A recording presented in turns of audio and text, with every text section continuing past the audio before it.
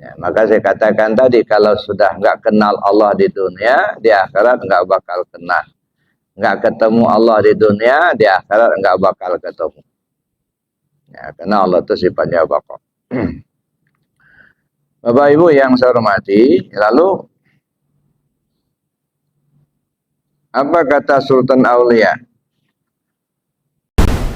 هل أتى على الإنسان حين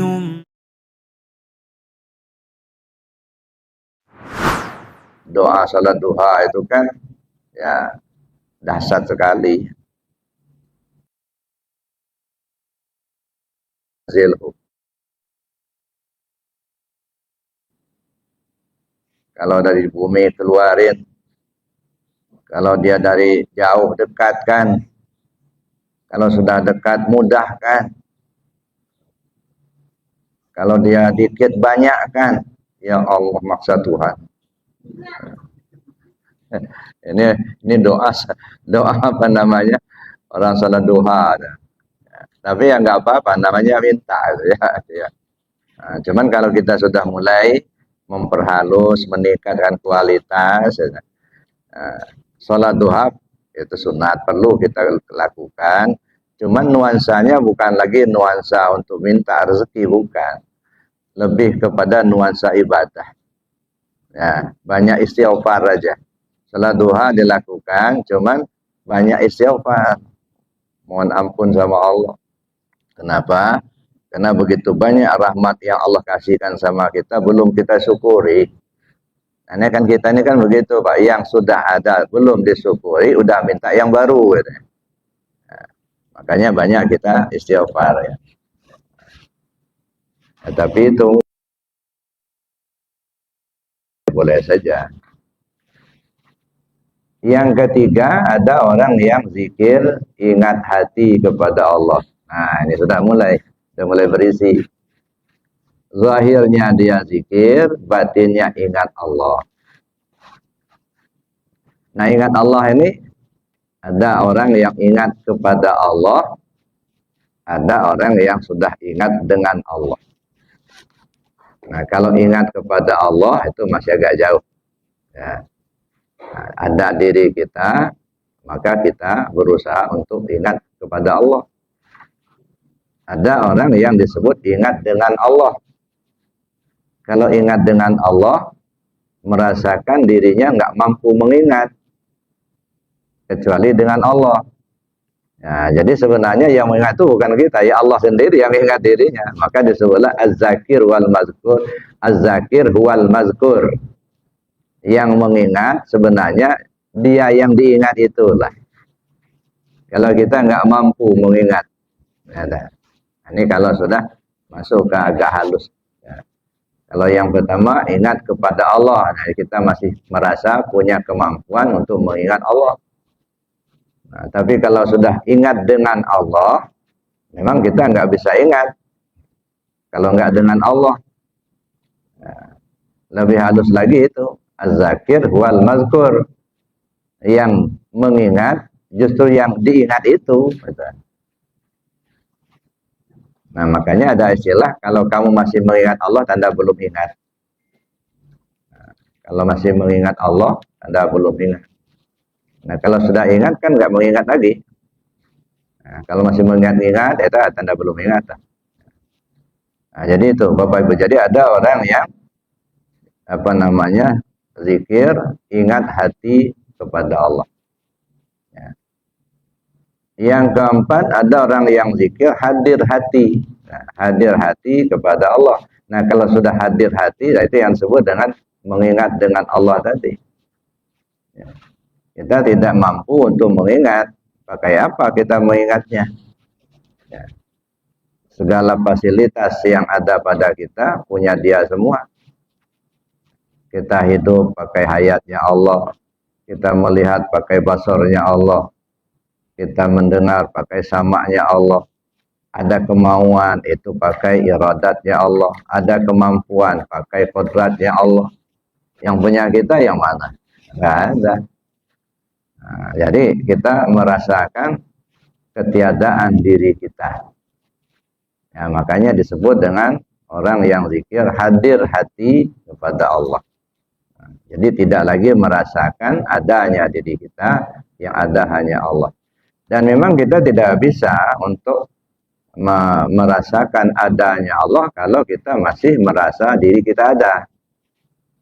Nah, maka kalau dalam Al-Quran Allah tegaskan betul, faqtulu anfusakum, bunuh dirimu. Ya. Kalau istilah hadis, ya mutu qabla antamutu, matikan dirimu sebelum kau mati. Jadi mematikan diri kita.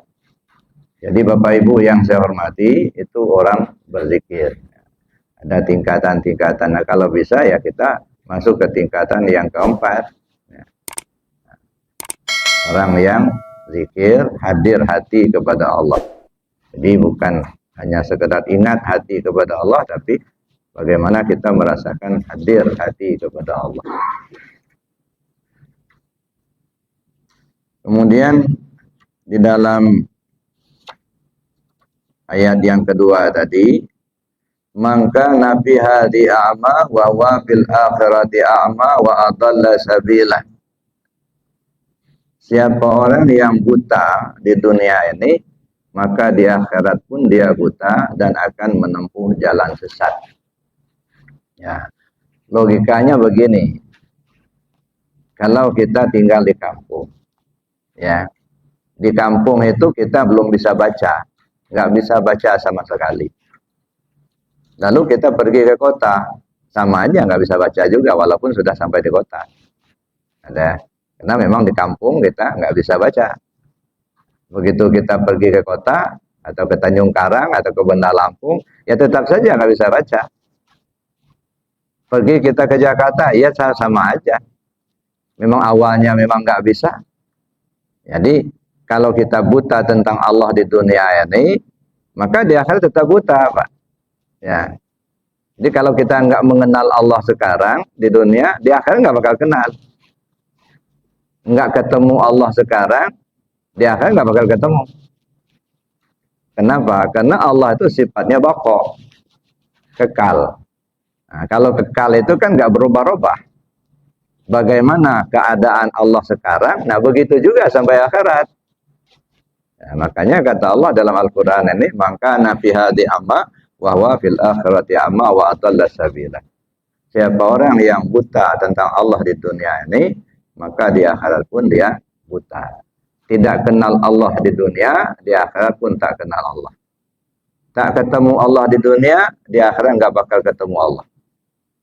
Nah, makanya kita perlu curahkan segala kemampuan kita, baik pikiran kita, waktu kita, itu ya. Bila perlu harta kita, itu ya. Untuk mengenal Allah itu dulu. Itu yang pokok, ya. Awwalu wajibin 'alal insani ma'rifatul ilahi bistiqani. Kewajiban pertama bagi manusia itu adalah mengenal Tuhannya dengan penuh keyakinan.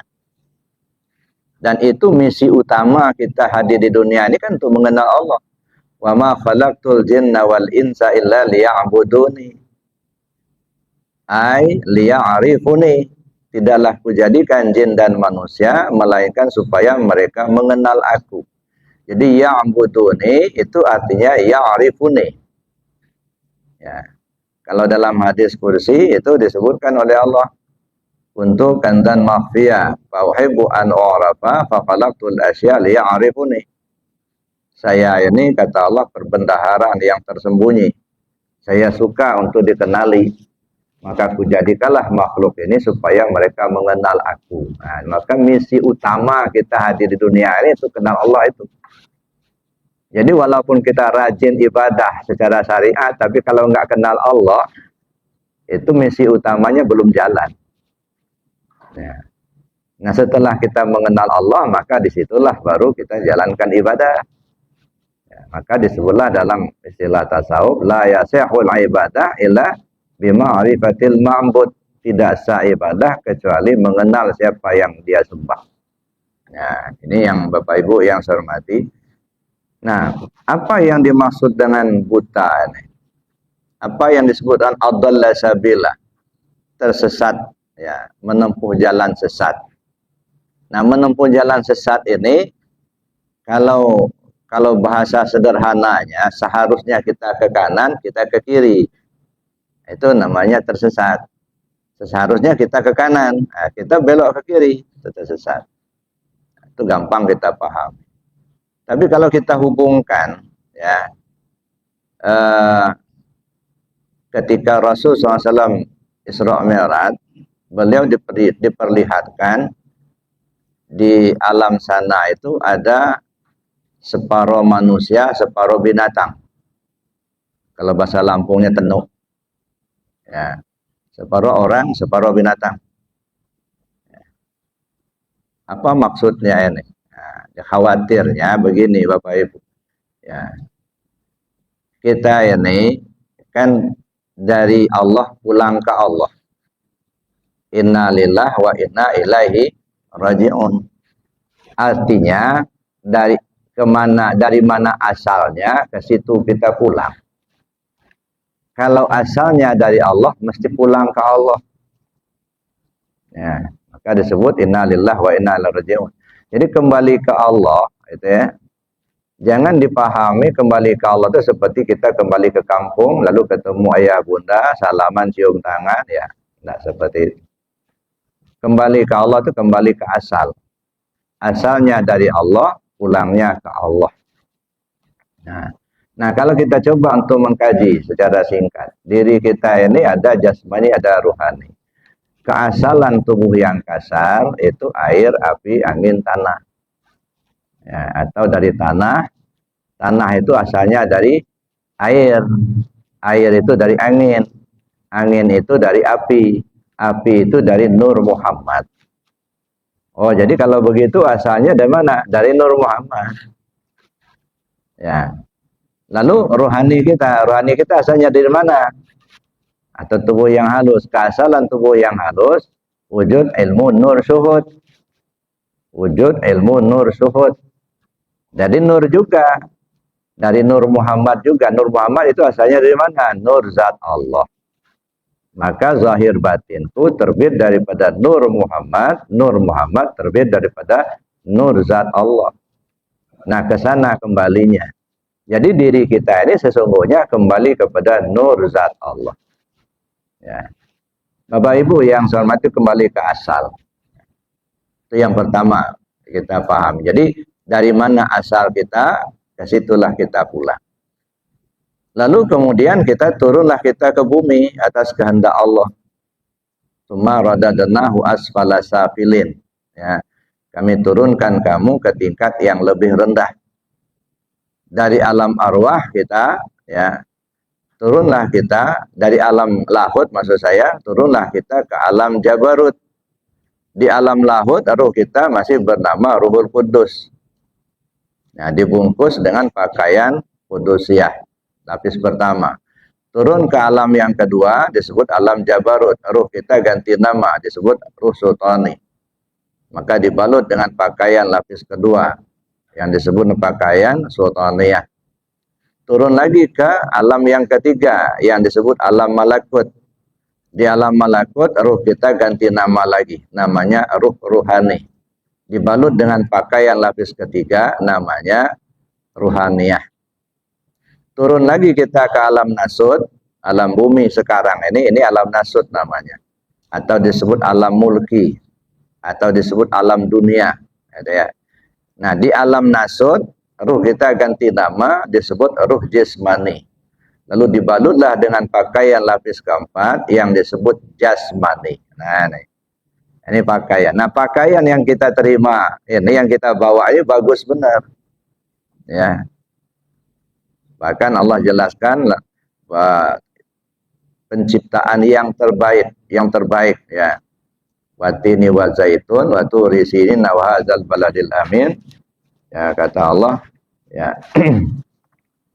Laqad khalaqnal insana fi ahsani taqwim. Sungguh kami ciptakan manusia itu dalam bentuk yang terbaik. Nah, pertanyaannya, mampukah kita mempertahankan wujud kita yang sekarang sampai nanti? Ya, jangan sampai ya setelah kepulangan kita nanti berubah wujud. Nah, ini yang jalan sesat itu. Ya. Wujud sekarang ini begitu indah, begitu bagus, ya. Tapi begitu kita pulang, tinggalkan dunia ini, melepaskan baju yang lama, lalu memakai baju yang baru yang tidak seindah baju lama. Nah, ini kita khawatirkan, ya. Kalau dalam istilah lain apa, ganti baju. Ya, kalau ganti baju gimana? Turun ke bumi ganti baju yang baru tapi tidak sebagus baju lama. Kalau yang baju lama ya seperti ini, indah. Ya. Nanti kalau pakai baju yang baru yang tidak seindah baju yang lama, kalau baju monyet yang dipakai gimana? Nah, atau baju harimau yang dipakai. Nah, nggak jadi. Ya, itu yang namanya menempuh jalan sesat, Pak. Ya. Jadi ganti baju. Nauzubillah. Ya. Makanya tidak heran kita kalau ada binatang yang begitu dekat dengan manusia. Ada saya dengar cerita dari teman, itu ya, dia pergi ke satu tempat, itu banyak monyet di situ. Lalu bapak itu datanglah seekor monyet itu. Langsung dia naik ke bahunya. Bapak itu ketakutan, dia lemparkannya si monyet itu. Begitu sudah dilemparkan, naik lagi dia ke bahunya. Sampai berulang-ulang dia. Si bapak itu ketakutan, langsung dilempar. Begitu sudah beberapa kali dilempar, duduk si monyet, nangis dia. Nah, pertanyaannya siapa si monyetnya sebenarnya? Jangan-jangan ya yang ganti baju tadi gitu ya. Nah, makanya ada istilah dalam ilmu kebatinan Jawa itu yang disebut dengan nitis menitis tauhid. Nah, kalau nitis itu ya itu tadi ganti baju. Ya. Kalau menitis sudah dia numpang. Ya, numpang sebentar. Kayak ponari dulu ya bisa menyembuhkan segala macam penyakit. Anak umur berapa? 8 tahun pas 9 tahun. Semua penyakit bisa sembuh, hanya dipegang di ludahnya aja. Nah, pertanyaannya sebenarnya ponari itu siapa? Yang bisa menyembuhkan seperti itu. Nah, sangat boleh jadi itu disebut dengan ada yang menitis. Ada yang numpang. Ya, dalam rangka menyempurnakan diri yang bersangkutan, dia menitis. Biasanya kalau menitis itu nggak lama. Ya, paling lama 9 tahun. Ada yang sehari, 3 hari, ada seminggu, ada sebulan. Ya, ada yang hanya beberapa waktu saja, sekejap saja orang menitis. Makanya jangan heran kalau ada anak umur 4 tahun sudah hafal Al-Quran 30 juz. Kan luar biasa itu. Ya, kita kagum. Anak umur 4 tahun hafal Al-Quran 30 juz. Kita ini sudah 60 tahun, 70 tahun yang hafal cuma inna a'taina. Ini orang 4 tahun umur hafal 30 juz. Siapa sebenarnya itu? Sangat boleh jadi memang ada dia itu dulu ya, memang sudah hafal Al-Quran. Cuman perjalanannya menuju Allah belum sampai. Belum sempurna. Maka dia turun untuk menyempurnakan dirinya. Maka disebut dengan menitis. Kapan disebut dengan sempurna? Ketika sampai kepada tauhid, duduk di tauhid. Nah, kalau sudah duduk di tauhid, sudah nggak mau lagi yang namanya nitis menitis. Ya, itu yang sudah sempurna. Ya, tapi kan nggak banyak orang yang bisa sampai seperti itu. Itulah yang kita upayakan. Ya, makanya kita sholat, kita berzikir, kita ngaji ketuhanan. Sebenarnya bukan urusan pahala, bukan urusan surga. Maaf Bapak Ibu. Ya kalau kita singkat sebenarnya urusan mempertahankan ini. Ya.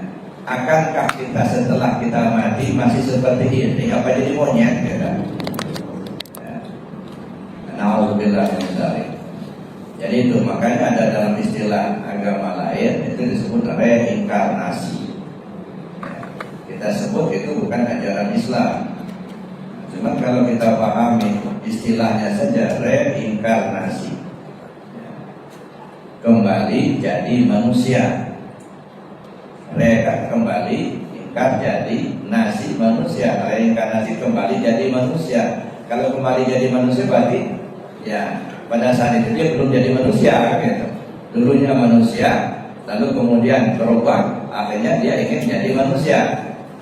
Nah, jadi itu yang disebut dengan menempuh jalan sesat. Siapa orang yang buta tentang Allah di dunia, gak kenal Allah di dunia, di akhirat pun dia akan jadi buta juga dan akan menempuh jalan sesat. Nah, pemahaman kita menempuh jalan sesat itu seperti apa? Kita di antaranya ya, tidak bisa mempertahankan ini. Saya bilang kita sholat, ya, kita zikir, kita belajar ketuhanan, bukan urusan pahala, bukan urusan surga. Kalau bahasanya kan ingin kembali kepada Allah dengan sempurna. Kalau dialihkan dalam pengertian lain, ingin mempertahankan ini diri kita yang sesungguhnya. Nah, gimana supaya tidak berubah sampai kapanpun. Ibu yang saya hormati, Fa'innaha la ta'amal absar walakin ta'amal qulub allati fis sudur. Sesungguhnya bukanlah hanya yang buta, tetapi hati yang buta. Hati yang buta. Nah, kalau hati yang buta, ya ini kayak apa ya? Kayak orang pikun lah gitu. Saya dulu waktu menunaikan ibadah haji tahun ke tahun 2007. 2007 kebetulan saya sebagai pembimbing ibadah haji ketika itu. Jadi ada berapa hari sampai di Mekah, ya. Sudah saya dengan kawan lagi duduklah di ruang depan di kamar. Tiba-tiba lewatlah seorang bapak. Dia bawa handuk, bawa ember kecil yang isinya sabun sama alat mandi lah. Ada sikat gigi, ada odolnya di situ. Saya bilang, mau mandi Pak? Saya bilang. Berhenti dia. Sudah, katanya, saya sudah mandi. Cuman saya bingung kamar saya di mana. Keliling. Lah, Bapak kan yang kamar ujung, saya bilang. Ya. Jadi kamar dia itu, di depan kamarnya itu kamar mandi. Jadi kamar mandinya bukan di dalam. Ya. Jadi ini kamar, ya di depan pintu kamar itu ada tempat itu kamar mandi. Nah, jadi antara kamar mandi dengan kamar dia itu ada semacam gang gitu ya. Nah, itu bisa keliling. Ya, hotel itu. Nah, rupanya dia selesai mandi keluar, mulai belok kiri, muter. Nah, ketemulah di depan kamar saya. Nah, saya bilang, itu kamar Bapak kan yang di depan kamar mandi itu, yang di ujung. Di mana, Nak? Katanya, saya nggak tahu katanya di mana. Nah, akhirnya saya antarkan. Nah, gambaran kira-kira seperti itu, Pak. Jadi matanya ngelihat, cuman itu hatinya nggak tahu mau kemana. Itu yang disebut dengan buta. Ya. Mata tetap melihat, cuman itu masalahnya mau kemana, nggak jelas. Gitu ya. Maka disebut la ta'mal absar, walakin ta'mal qulub allati fis sudur. Yang buta itu bukan mata, tetapi hatinya yang buta, tak paham. Ya, maka saya katakan tadi, kalau sudah nggak kenal Allah di dunia, di akhirat nggak bakal kenal. Nggak ketemu Allah di dunia, di akhirat nggak bakal ketemu. Ya, karena Allah itu sifatnya baqa. Bapak Ibu yang saya hormati, lalu apa kata Sultan Aulia? Qala Sayyid Syekh Abdul Qadir Al-Jilani, qaddasallahu sirrul aziz. Syekh Abdul Qadir Al-Jilani, qaddasallahu sirrul aziz, beliau berkata, wa sababu a'ma amal qulub al-jahlu min haqiqatil amril ilahi. Jadi kalau yang tadi disebut yang buta itu bukan mata tetapi hati. Nah, sekarang masalahnya penyebab hati itu buta itu apa? Kan jelaskan, jadi Allah menjelaskan ya bahwa maka nabi hadi a'ma bahwa fil akhirati a'ma. Ya, siapa orang yang buta tentang Allah di dunia sekarang ini, ini, di akhirat pun dia buta dan menempuh jalan sesat. Lalu dijelaskan juga oleh Allah di dalam surat Al-Had ayat 46, fa innaha la ta'mal absar walakin ta'mal qulub allati fi sudur. Sesungguhnya yang buta itu bukan matanya yang buta, tetapi hatinya yang buta. Lalu kata Sultan Aulia, ya, apa penyebab hati itu buta? Wasababu amal qalbi al-jahlu min haqiqatil amril ilahi. Penyebab butanya hati karena jahil tentang hakikat urusan ketuhanan. Makanya tadi bukan mata yang buta tapi hati yang buta. Nah, sekarang penyebab hati buta itu apa? Penyebab hati buta itu kata Sultan Aulia, ya, al-jahlu min haqiqatil amril ilahi. Kebodohan, ketidaktahuan kita tentang hakikat ketuhanan. Ya, urusan ketuhanan nggak paham. Itu yang menyebabkan hati kita itu buta. Nah, maka beberapa waktu yang lalu saya katakan, ya, mumpung badan masih sehat, ya, dan kita sadar betul bahwa nggak akan selamanya kita di atas dunia ini, pasti kita akan meninggalkan dunia ini. Ya. Nah, untuk itulah maka kita perlu mempersiapkan diri untuk menghadapi pintu kematian. Apa yang harus kita persiapkan? Paling tidak ada 4 yang perlu kita persiapkan. Yang pertama, kita tahu kemana alamat yang akan dituju. Itu satu. Dan itu yang terpenting. Cari alamat dulu, Pak. Ya.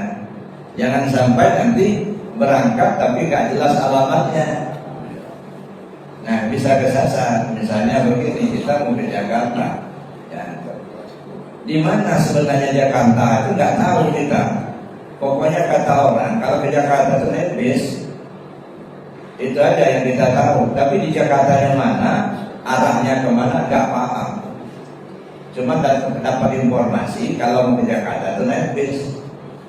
Lalu kemudian kita pergilah ke bypass sana. Ada bis yang lewat, langsung kita stop, naik bis. Katanya kan naik bis. Kemana arah Jakarta nggak paham. Nggak tahu ya bisnya mau ke Bengkulu, nah, atau ke Jambi. Lewat-lewat lalu banyak, ya mobilnya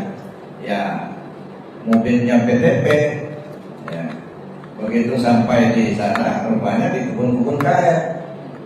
Akhirnya kita pulang. Ceritalah kita dengan kawan kita di kampung, nggak enak Jakarta, karet semua.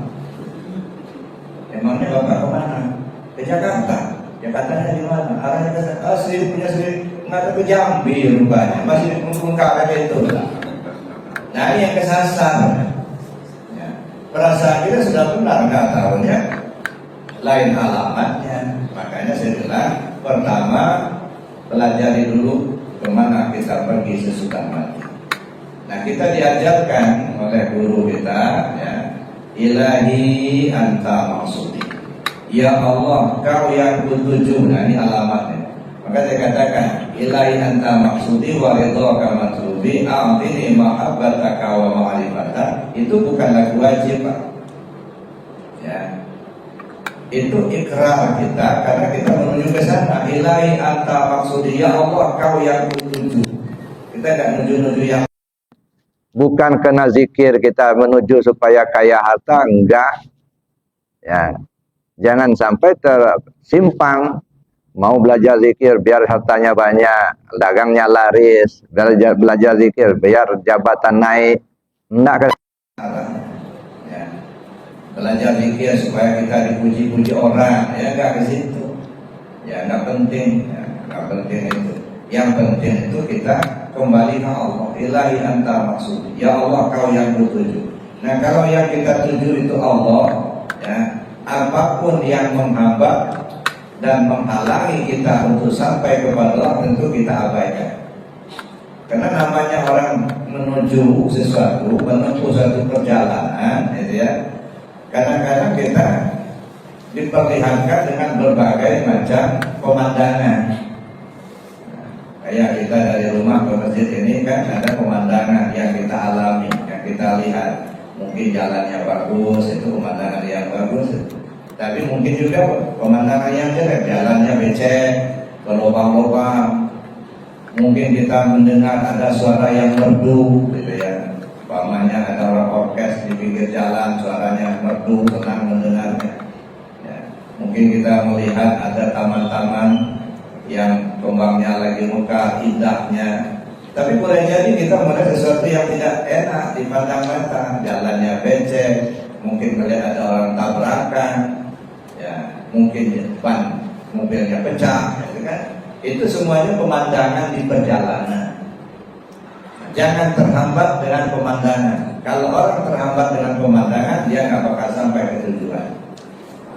Nah, begitu juga kita belajar zikir. Sangat boleh jadi, alhamdulillah setelah kita ngamalkan zikir, dagangnya laris, rezekinya mudah. Alhamdulillah sudah belajar zikir, jabatan naik. Itu hanya pemandangan di perjalanan, bukan tujuan. Sangat boleh jadi juga ada pemandangan yang nggak bagus. Udah belajar zikir, malah nonjol, diberhentikan dari jabatan. Ya. Udah belajar zikir, malah bangkrut usahanya. Ya. Udah belajar zikir, malah benci orang. Tadinya belum belajar zikir, banyak kawan kita. Begitu mereka tahu kita sudah belajar zikir, mereka minggir satu-satu. Jangan kamu datang ke rumah, ketemu aja salam memang nggak mau salam. Boleh jadi seperti itu hanya pemandangan di perjalanan. Jangan terhambat dengan pemandangan. Banyak yang terhambat, Pak. Ya, udah belajar zikir, dagangnya bangkrut, akhirnya berhenti dia. Dikiranya zikir itu yang membuat dia bangkrut. Bukan, ya kan? Jadi itu. Jadi kalau kita tanamkan di hati kita, ilahi anta maksudi, ya Allah, engkau yang bertujuh. Jadi apapun pemandangan di perjalanan besok lusa, insya Allah tidak akan menghambat kita. Apa maksudnya? Begitu ruh keluar dari jasad, ya, atau akan keluar, mulailah sudah permainan itu sudah mulai dahsyat itu, Pak. Ya, boleh jadi ada yang memanggil-manggil, Pak ke sini Pak, kami bidadari yang Bapak cari. Inilah istana yang Bapak inginkan, harum semerbak, ya kan? Lalu kemudian ada banyak bidadarinya. Ya karena memang diangan-angan waktu di dunia kepingin bidadari itu, masuk ke situ. Begitu masuk nggak jadi sampai ke Allah, Pak. Khawatirnya jadi kuntilanak nanti. Ya. Sangat boleh jadi juga ada yang memanggil-manggil dari bangsa binatang. Ya. Ada harimau, ada monyet, macam-macam. Pak sini Pak, kami siap mengantarkan Bapak ke Tuhan. Merasa kita nggak ada yang mengantar, mampir kita, khawatir itu ganti baju itu tadi, Pak. Dan itulah hambatan-hambatan. Tapi kalau di dunia ini sudah kita tanamkan, ilahi anta maksudi, ya Allah kau yang kutuju. Apapun hambatan besok dalam perjalanan pasti kita hiraukan. Bukan itu yang kutuju. Pak sini Pak, ini surganya. Enggak, saya nggak mau surga. Yang saya bukan Allah. Pak sini Pak, ini bidadarinya banyak Pak, kami cantik-cantik, siap melayani Bapak. Enggak, saya enggak kepingin bidadari, saya kepinginnya Allah. Nah, jadi kalau sudah kita tanamkan di dunia ini, ilahi anta maksudi, apapun ajakan besok ketika kita pulang, kita akan hiraukan. Kenapa? Bukan itu yang kita cari, bukan itu yang kita tuju. Yang kita tuju Allah, jalan terus. Nah, itu namanya kita ya tidak terhambat ya dengan ajakan-ajakan tadi. Nah, insya Allah kita selamat. Kadang-kadang ilahi anta maksudi itu bukan lagu wajib, ya, itu arah dalam kehidupan kita. Maka kita tahu alamatnya mana. Kembalilah diri kita kepada Allah. Satu. Ya, kalau nggak tahu rute jalannya kan repot juga kita. Ya, kata mereka yang ahlinya, Bapak Ibu, ada 4 alam yang akan dilewati. Ada alam ruhiyah, ada alam siriyah, ada alam nuriyah, ada alam uluhiyah. Nah, ini alam uluhiyah adalah tujuannya. Ya, ada orang baru melangkah ke alam ruhiyah, dia sudah kelincir. Ya, selamat di alam pertama, masuk ke alam kedua. Di alam kedua gangguannya luar biasa. Bisa saja tergelincir ke alam kedua, nggak nyampe. Nah, ini yang saya katakan rute jalan. Ya. Mana yang disebut alam ru'ya, apa ciri-cirinya, bagaimana kita menyikapinya. Mana yang disebut alam siriyah, mana yang disebut alam nuriyah, mana yang disebut alam uluhiyah. Apa tanda-tandanya, apa cirinya, ya, bagaimana kita menyikapinya. Itu yang saya sebut memahami rute jalan. Nah, yang ketiga itu punya kendaraan yang akan kita tumpangi. Mana kendaraan? Kalau diibaratkan sholat kendaraan, zakat kendaraan, haji kendaraan, kurban kendaraan. Dalam bahasa lain disebut dengan zikir, sholat zikir, puasa zikir, haji zikir, baca Quran zikir. Dan sekian banyak model zikir, afdalul zikir, fa'lam annahu la ilaha illallah. Nah, itu kendaraannya.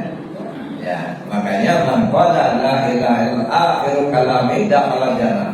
Siapa orang yang akhir kalamnya la ilaha illallah, dia masuk surga. Nah, kendaraan inilah yang kita tumpangi. Nah, makanya waktu Isra Mi'raj ya diperagakan, didatangkan burak sama Jibril untuk kendaraan Nabi menghadap Allah. Mana burak? Yaitu kendaraan la ilaha illallah. Yaitu burak, artinya kendaraan yang paling kencang. Ya.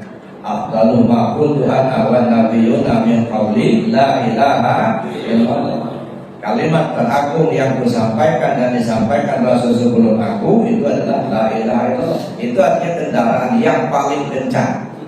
Nah, pakailah kendaraan itu. Cuman masalahnya ibarat pesawat, Pak. Pesawat kita sudah punya, cuman nggak bisa jadi pilot. Nah, ini masalahnya. Ya, yaitu kendaraan itu kita sendiri jadi pilotnya, nggak boleh numpang sama orang lain, dan nggak ada yang jadi pilot itu kita sendiri. Kita punya pesawat, kita sendiri jadi pilotnya, katanya. Kita punya mobil, kita sendiri yang jadi sopirnya. Nggak bisa orang lain jadi sopirnya. Nah, jangan sampai punya mobil tapi nggak bisa nyopir. Nah, itu susah kita jadinya. Nah, jadi itu Bapak Ibu yang saya hormati. Baru yang keempat, kita siapkan bekal yang akan kita bawa. Mana bekal kebaikan yang kita lakukan selama hidup ini. Nah, perbanyaklah kebaikan-kebaikan itu bekal. Ya, karena kebaikan itu akan membuat orang lain mendoakan kita. Kita dapatkan pahala, kata-kata begitu. Ya, kemudian itu jadi bekal kita untuk hidup di sana.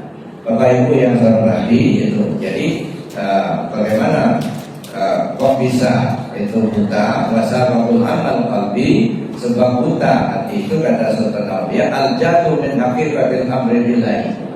Karena ketidaktahuan kita terhadap hakikat ketuhanan. Ya. Kenapa tidak tahu akan hakikat ketuhanan? Ya. Nah, kenapa? Karena sifat-sifat yang zulmah yang selalu menutupi hati kita. Ada sombong, ada hasad, ada dengki. Ya. Nah, itu macam-macam yang menutupi hati kita. Jadi antara itu sifat-sifat yang mazmumah. Sifat-sifat mazmumah itu ya seperti sombong, hasad, pelit, ujub, riba, adu domba, bohong. Nah, itu semuanya sifat-sifat yang tercela. Nah, sifat-sifat tercela inilah yang menyebabkan turunnya manusia ke derajat yang paling bawah. Nah, makanya kita perlu menghilangkan sifat-sifat tercela itu. Bagaimana cara menghilangkannya? Likun lisain siqalah wa siqalatul qalbi zikrullah. Segala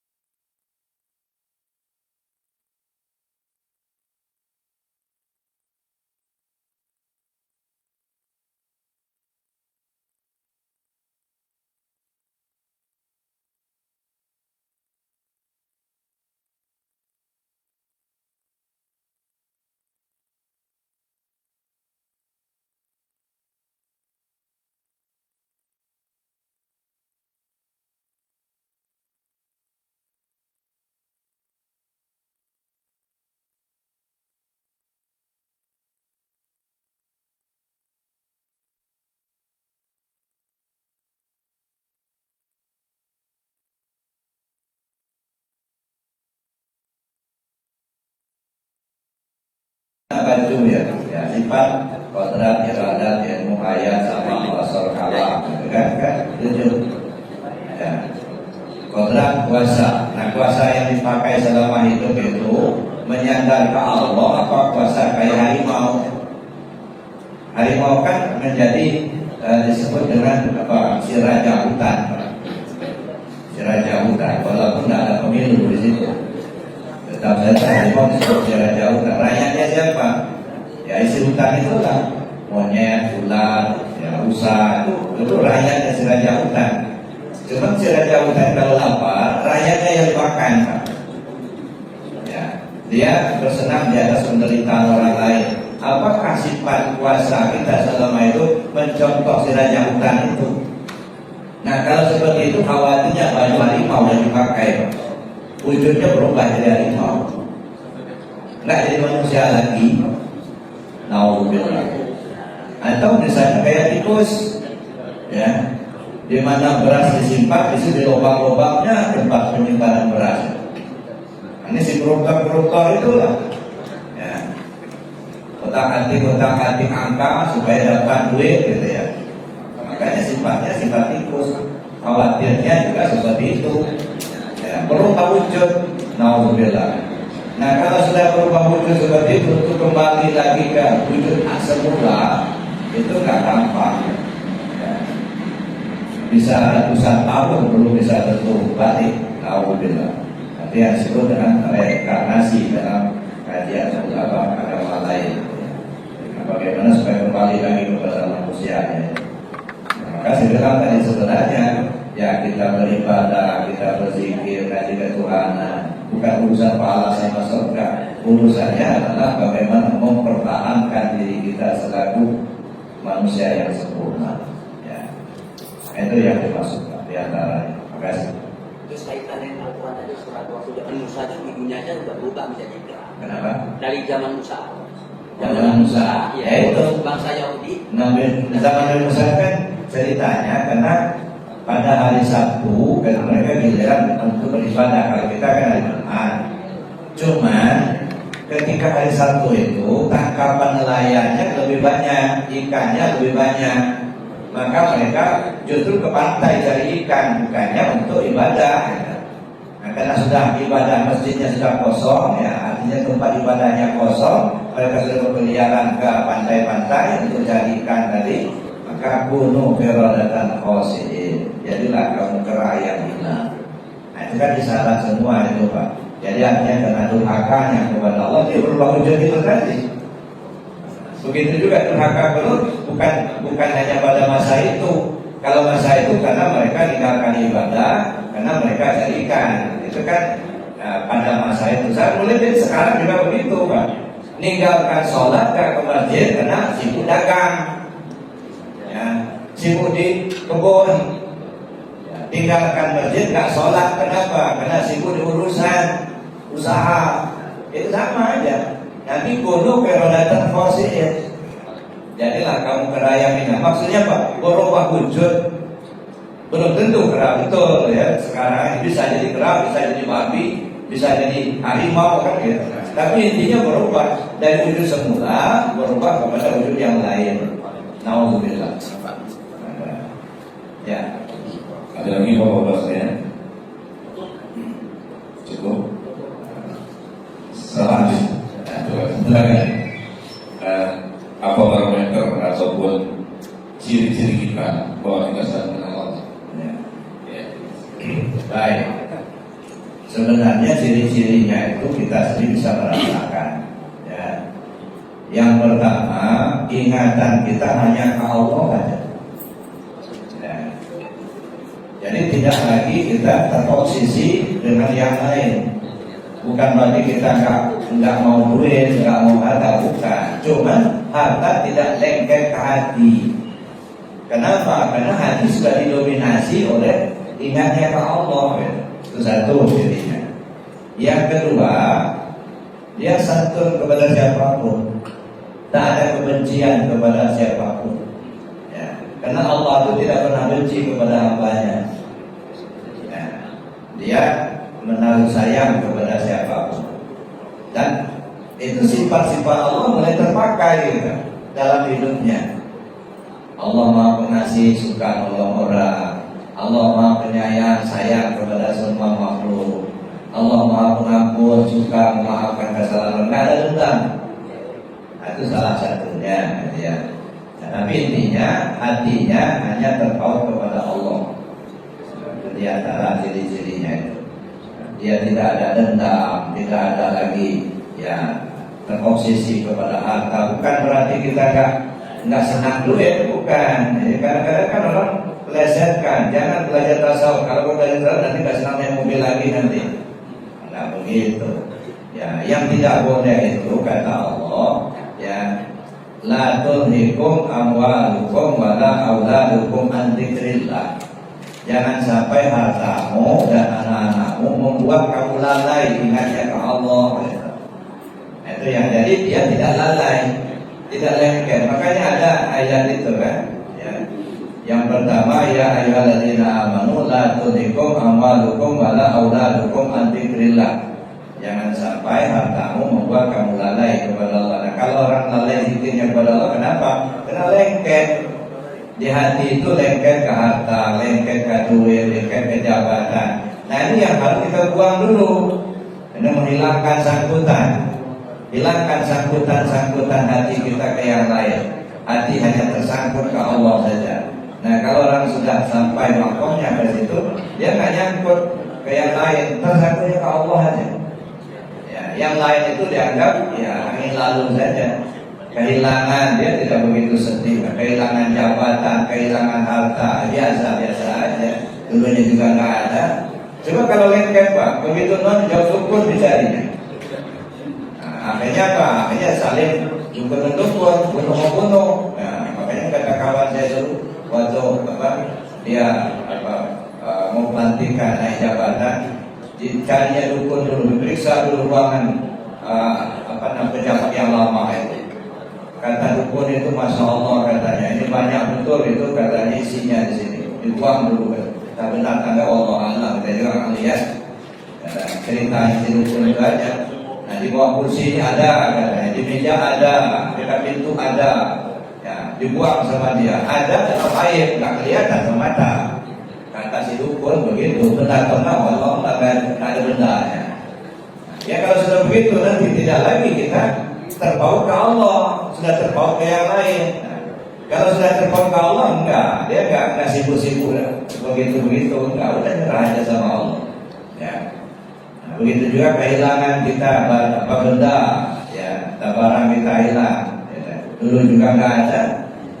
Paling kita berdoa, ya Allah kalau memang barang itu masih milik saya, tolong kembalikan. Kalau enggak, ganti yang lain yang lebih bagus. Kalau yang hilang misalnya hijab, ya itu pulang. Yang lebih bagus, ya. Kan nggak apa-apa, yang hilang hijab, yang baru pulang. Ya Allah Maha Kaya, Pak. Jadi itu diantaranya, cirinya Pak. Jadi hatinya terpaut hanya ke Allah. Kemudian setiap dia memandang sesuatu, dia bisa mampu melihat adanya Allah setiap yang dia pandang. Nama Tuhan itu pasal Allah. Maka orangnya ya santun, ya, tidak ada dendam, pemurah, orangnya suka nolong orang lain, gitu ya. Nah, itu diantaranya. Baik, masih ada yang lain? Cukup Bapak sekalian. Baik, mari kita tutup dengan doa dan kabar hadis. Bismillahirrahmanirrahim. Allahumma inni astaudiuka ma 'allamtani warzuqhu ilayya inda hajati la tansani ya rabbal alamin. Subhanakallahumma wa bihamdika asyhadu an la ilaha illa anta. هل أتى على الإنسان حين